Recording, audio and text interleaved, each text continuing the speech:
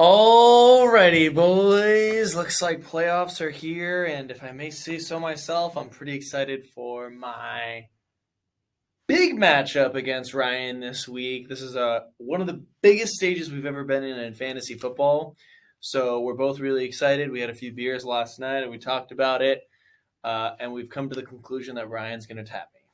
So, Ryan, you already got me. But let's go through the lineups here. We got QB.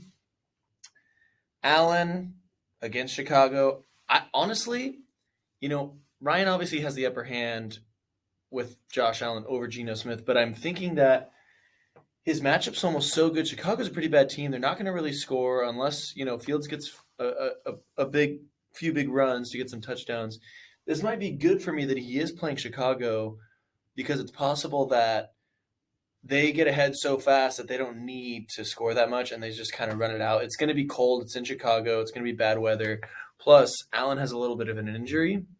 It's a short week, so they might want to keep him chill. Geno, on the other hand, they're really fighting for a playoff spot. They're going to be down the whole time against Kansas City. I have a chance to really, if things play out the right way, that Geno can get close to Josh Allen. But Ryan obviously wins this one. Number 2, Diggs. Again, he's probably going to beat Cooper. Cooper's been super inconsistent.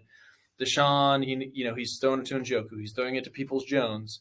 So, it looks like it's going to be a really windy day in Cleveland. The Saints have a good D. He's going to be on Lattimore locked up. So I'm not too stoked about that. I'm thinking maybe 8. Diggs is probably going to get 20. Cooper could get a touchdown, then I'll get 15. So I'm really hoping for a touchdown. Diggs for sure is going to get a score. CD against Evans. God. CD is going against Philly. It's a super huge game. He's going to be involved. He's going to get a lot of touches. Evans been terrible all season except for a few games. But this is a must-win for the Bucks. So it's a Sunday night game. It's under the lights. It's in Arizona. It's a dome. Tom's got good conditions. Maybe this is the time when Evans gets a 4th touchdown of the season. Evans is going to be under 10. If he gets a touchdown, he's getting 15 to 20. Lamb is going to give Ryan a consistent 15 to 20. Jacobs versus McCaff. McCaff, he's going to give me 20 at least. Probably going to go from about 18 to 35 is usually his range. I'm not worried about him. He's pretty matchup proof.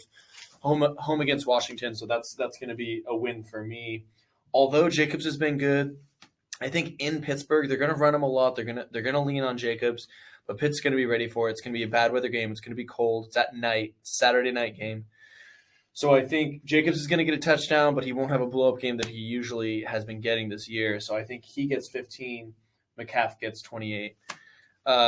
Stevenson against Najee, same thing, bad weather game. They're going to lean on Najee. Najee's going to get about the same thing. He's going to get about 13. But Stevenson's going to get the touches because Cincy's going to go up on them. They're at home against Cincy. It's a day game, so it's going to be a nice day. It's supposed to be sunny. Stevenson's going to get a lot of touches. He's going to get more catches than Najee.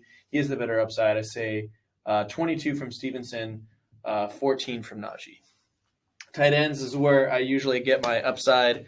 Kelsey's playing Seattle, so he's pretty matchup proof. I think Kelsey gets around 18 to 20. He's going to get a touchdown, probably 8 receptions for 100 yards, something like that.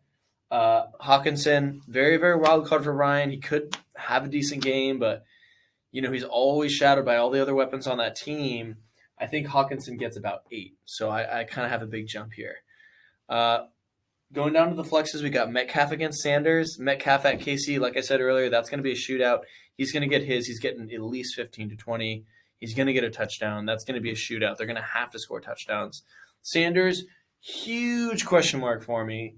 We've all been watching him all year. Philly, Hurts is hurt, which is actually a good thing for me because they're going to run the ball more.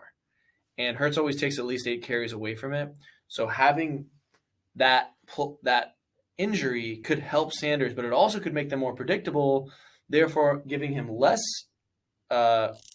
effective runs and him getting less points. So he could get like 8, but I think he's not going to have a floor of like 1 like he did last week. I think they're going to rely on the run more. I think he's going to get like either 8, but he could go off for 30. Sanders is crazy. Dallas's D looked really sketch against Jags. Etienne just ran for 100 yards against the Jags. So remember that. Dobbins versus Connor. Connor's super consistent. Tampa's got a really good run D, but I think he gets a touchdown. He's pretty much Arizona's entire offense. It's either him or Hopkins. So I think he gets a touchdown. I think he gets 20 touches, at least 3 to 4 catches for 30 yards, plus his consistent 60. You get a touchdown, I get 15 to 20. Dobbins. Atlanta has a sneaky good run D, but Baltimore's really been utilizing him more. So I think that him and Connor pretty much match around 15 to 20. He's going to probably get a touchdown. Baltimore versus Tennessee. God, fuck you, Chan, for dropping Tennessee. I'm so pissed about that. I was looking on the waiver all week for defenses, and I was like, you know what? I'm not really mad at Ryan playing the Chargers. I kind of want him to play the Chargers so they can choke and ruin his season, but that's what's going to happen.